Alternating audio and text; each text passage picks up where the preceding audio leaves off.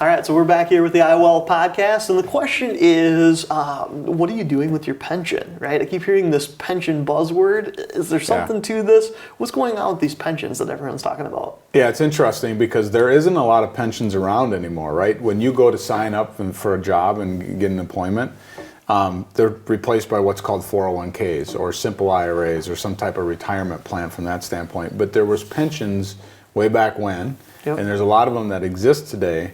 But you're hearing a lot about it in the news right now, but from underfunded pensions, meaning a pension promises to pay you an income stream for life when you retire. That's basically what a pension is. Okay.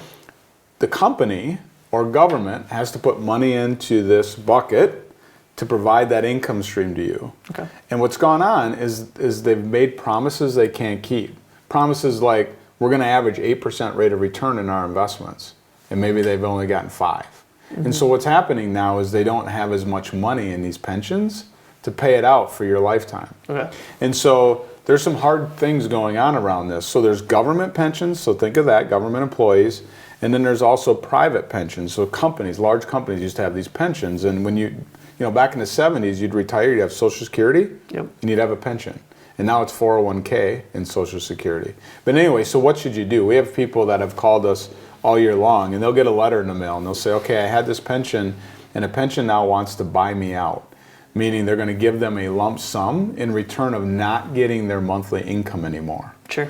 And so there's some analysis that needs to be done. Like, if you took that lump sum and you got 5% rate of return on it, and it grew it for 10 years, and then you created your own type pension, what does all those numbers look like, right? Yeah. And so my only point is that people don't need to be making that decision like this on, okay, just give me the lump sum. There's tax implications. You can put it in an IRA to avoid those if you want, but you really have to do the math and make sure it makes sense. Give you an example. We have government pensions. In the state of Minnesota, we have a government pension. You should always, almost always, take the pension, meaning take the monthly amount, not take the lump sum, because the lump sum is so small versus the income stream that you're going to get in retirement. However, on the flip side, there's some other pensions we've looked at where you're a lot better off taking the lump sum.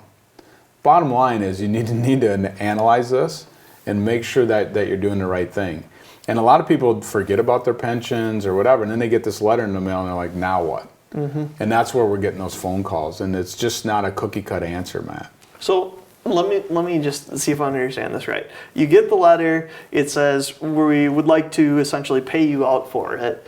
Then now you have the letter, you know that some math and some analysis has to be, now what? Right. Right? Because that's usually the part where everyone stops, right? Right. Now what's the move from there? Yeah, I had a call this week from someone, the same thing, getting ready to retire, had their pension statement in front of them, was like, what's this lump sum thing? And then they want to pay me out for it, and then it's like, how is that supposed to work? Or instead of the lump sum, he could take a benefit, a monthly amount, but he could take a full amount, or he could take 50%. If he dies, his wife gets 50%, or his wife gets 25% or 75%, so you got 25, 50, 75, or 100%.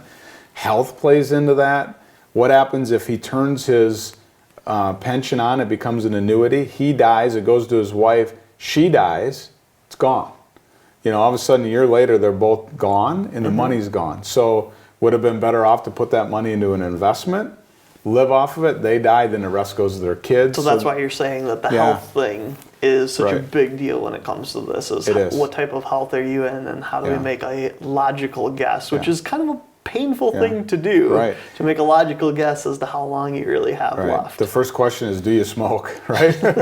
But, how healthy is the company, too? How healthy is a company that's promising to pay you for the next 30 years in retirement? Sure. And is it insured? There are some insurance companies that insure some of these pensions as well. Is it government versus private? So there's a lot of different variables that factor into it. Just the bottom line is you need to have someone analyze it for you before you just make the assumption and say, okay, send me the lump sum, or just turn on this income stream.